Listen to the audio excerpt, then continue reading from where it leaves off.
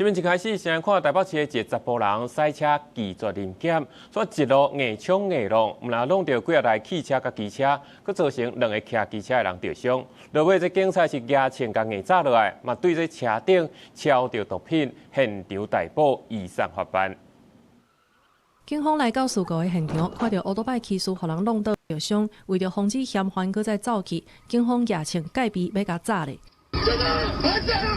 代志就发生伫12月7日下晡，警方伫台北市信义区发现一台白色轿车违规赛车，也搁拒绝临检，甚至浪港去。过程当中，一路咧偏车，伫后山边捷运站附近的路口去弄到几啊台汽车甲乌多摆，互人弄到的乌多摆，甚至搁卡伫轿车的车头。有2个骑士拢互人弄倒着伤，救护车赶到现场，甲2个人送病院治疗，加在无性命的危险。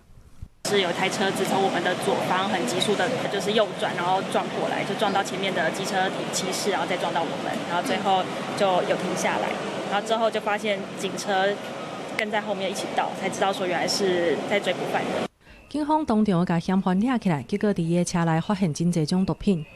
最终，警方将陈男制服后在车上查获第2、3级毒品依托米酯、安非他命、凯他命等物。姓陈的嫌犯拒绝临检，佮浪港去弄到其他的骑士，尾也互带回去派出所。警方表示，相关的证物已经扣落来，专按照违反毒品危害防制条例、公共危险移送台北地检署侦办，敢有牵涉到毒驾，要搁来进一步来厘清。记者综合报道。